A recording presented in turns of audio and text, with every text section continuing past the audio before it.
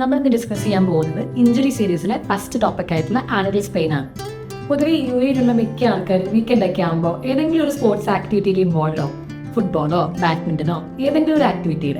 അപ്പോൾ നമുക്ക് കോമൺ ആയിട്ട് കണ്ടുവരുന്ന ഒരു ഇഞ്ചുറിയാണ് ആംഗിൾ സ്പ്രെയിൻ. ആംഗിൾ സ്പ്രെയിനിൽ കോമൺ ആയിട്ട് വരുന്ന സിംറ്റംസ് ആണ് നമ്മളിവിടെ പറയാൻ പോകുന്നത്. ആംഗിളിന്റെ ലാറ്ററൽ സൈഡിലായിട്ട് ബംപ് ഓർ സ്വെല്ലിംഗ് ഉണ്ടാവും. പെയിൻ ആയിരിക്കും. പിന്നെ നെക്സ്റ്റ് സിംറ്റം, തേർഡ് സിംറ്റം എന്ന് പറഞ്ഞാൽ റെസ്റ്റ് ആംഗിൾ മൂവ്മെന്റ്സ് ആയിരിക്കും. അതിന്റെ ഫസ്റ്റ് ലൈൻ മാനേജ്മെന്റ് എന്ന് പറയുന്നത് റെസ്റ്റ് ആൻഡ് ഇമ്മൊബിലൈസേഷൻ ആണ്. കാരണം ആംഗിളിന്റെ ലാറ്ററൽ സൈഡിലെ ലിഗമെന്റ്സ് ഓവർ സ്ട്രെസ്ഡ് അല്ലെങ്കിൽ ടോൺഡ് ആവുന്നതാണ് അതിന്റെ റീസൺ.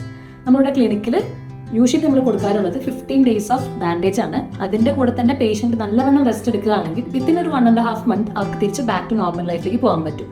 അതിനുശേഷം അവർ ഐസോമെട്രിക് ആയിട്ടുള്ള സ്ട്രെങ്തനിങ് ആയിട്ടുള്ള എക്സസൈസുകൾ കൂടി ചെയ്യുകയാണെങ്കിൽ വളരെയധികം ഇതിന് റിക്കവറി ചാൻസസ് ഉണ്ടാവുന്നതാണ്. പ്രോപ്പർ ആയിട്ടുള്ള വാമപ്പും സ്ട്രെച്ചിങ് എക്സസൈസും കൊടുത്തു കഴിഞ്ഞാൽ ഒരു പരിധി വരെ ഈ ഇഞ്ചുറീസിനൊക്കെ നമുക്ക് പ്രിവെന്റ് ചെയ്യാൻ പറ്റും.